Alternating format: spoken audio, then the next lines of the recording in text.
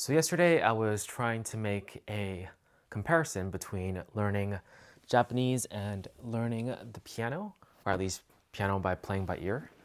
And I mentioned a couple of things. Number one, visual to visual input or visual input and then visual output, as well as sound input and sound output or auditory. And when I was talking about playing by ear, I mentioned how when you play by ear, or how my history of piano, learning the piano, was looking at staff paper and looking at the notes on the staff and then trying to figure out, okay, this is visually what it looks like on the piano. This note, I should play it, hit the keys. And I said that that was visual input and visual output, which is partially true. But I think a better comparison actually would be, let's say, for kanji, when you read the kanji and then you write the kanji, it reinforces the memory of the visual aspect of it. But it also is physical. And it made me think, like in the morning when I was just brushing my teeth, I was thinking about how we have senses, right? So, sense of sight, sense of hearing, those are the two that we've been talking about with auditory and visual. But then we also have touch, and then we also have smell and taste. And for the most part, smell and taste aren't very useful for music and learning language, I'd say. So I didn't really think about those two things, but the physical aspect of writing a kanji, like stroke order and whatnot, is indeed part of learning the language. And same with playing the piano, like actually hitting the keys the proper way. There's a physical aspect to it that must be learned. So that made me think that, like earlier, it made me think that in order to make the analogy more perfect, what we would need to actually do is say that when you see something on staff paper visually, you you're trying to connect it to the meaning. So ideally you hear the sound and also you take away the staff paper just like how you take away the kanji, and then you have to like hear the sound again and then write it on the staff paper again. So that's kind of like melodic dictation basically. Like you're trying to connect a sound with whatever visual thing that you have. So that's visual input and visual output to make it more of a perfect sort of explanation. And then same with kanji. You hear a kanji and you have to write it down, or you see a kanji, you have to write it down. And it seems like pointless to see something on staff paper and then write it down afterwards, but it's not pointless if it's someone who doesn't know like what that note is on the staff paper yet. It's just like seemingly useless to have someone write letters down, like let's say just write a few sentences of what I'm saying. It's very easy to do that because you already know the language. So for it's the same thing for staff paper or writing on the grand staff, writing in the notes. It's like if you know what the notes are, of course it's a useless exercise at that point because visual to visually is what I'm saying. It's pretty useless. Same with like the piano, for instance. Like if you see someone, the visual aspect to the piano itself is to see someone playing a piano note, or seeing a piano note and then seeing the label for it and then recreating that visually, I guess. So it it also made me think about like how I do work as well. So for instance, when I do editing, I especially for my past videos, a lot of my editing was primarily just visual. So I would just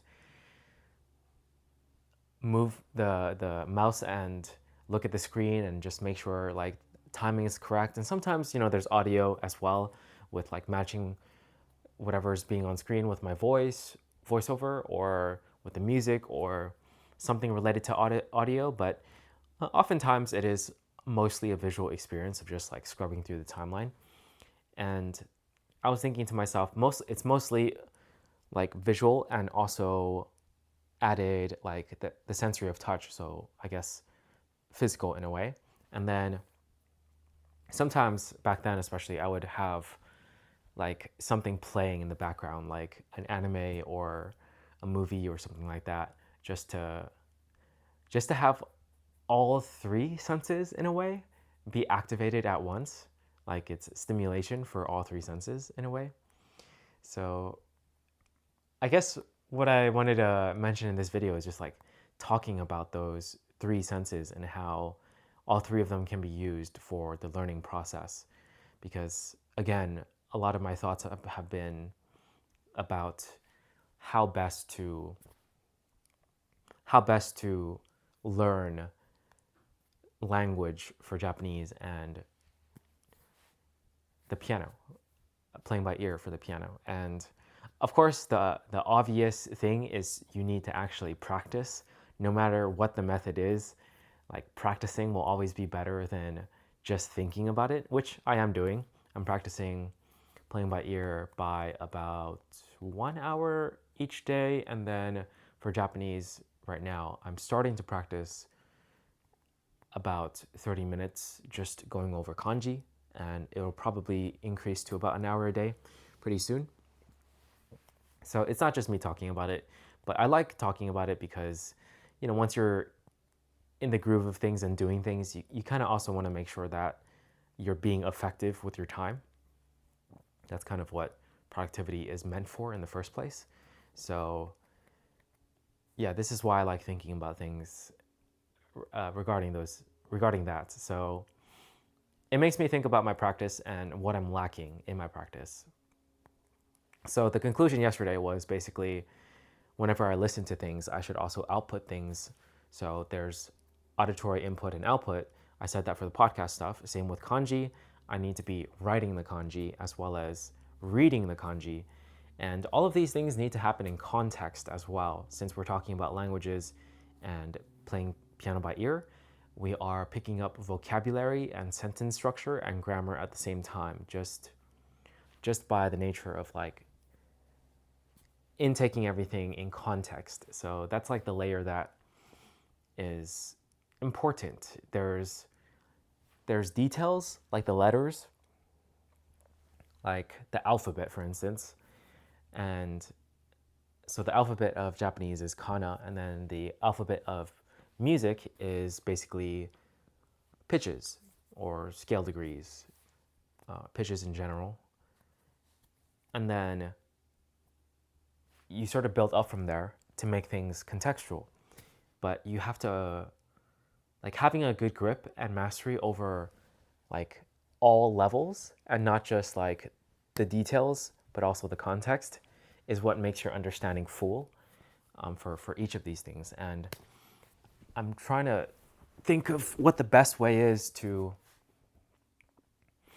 have a full view, a practice where you're practicing the details as well as the auditory and visual input and output, plus occasional like physical. I feel like physical is probably the least important for Japanese. Like you don't need to write all the time, perhaps. Like as long as you can generate the kanji in your head, there is also that visual output in a way. It's not physical, but it is, you're like seeing the kanji in your head.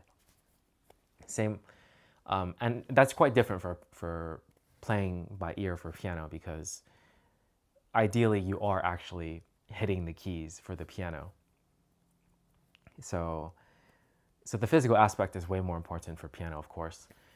And then, so working on sentences, working on having conversations Like the real context stuff is required if I want to actually improve a lot with the language, as well as for playing piano by ear. So actually listening to songs and like paying attention to, you know, what's being said, the vocabulary, the phrases, the measures, like everything.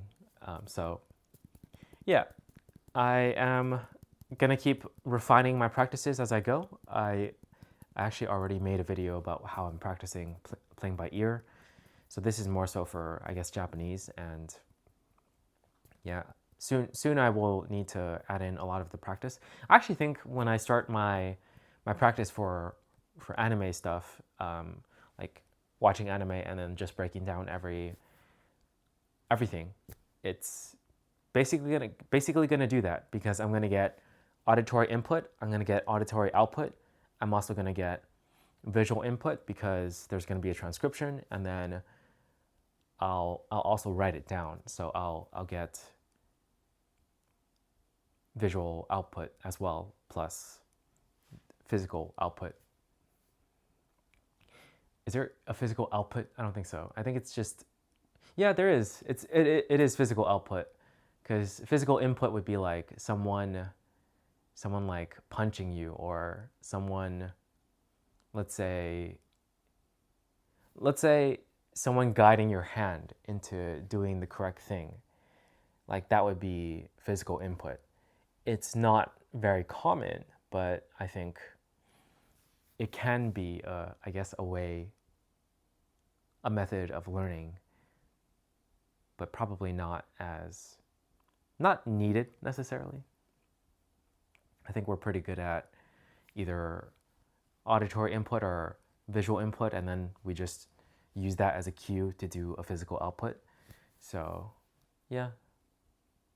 But it's fun to think about these things in terms of all of these elements, and to look at what you're doing and seeing if there's something missing in your practice because it doesn't have one of these elements. That's, I guess, the whole point of me expressing it is to make that point, as well as the aside that I had earlier about like whether or not you're fully stimulated when you do something like editing is just visual, or it's mostly visual. And actually, well, it depends on what type of editing, because like for my audiobook, it's mostly audio. And then for the visual aspect of things, I just have to like shift things around a timeline on occasion and then listen again and then make sure everything feels right. But yeah, just some fun thoughts, pretty random, but maybe they'll help someone with their practice for something. I'm not sure. I've only applied it to playing by ear for piano and Japanese learning so far.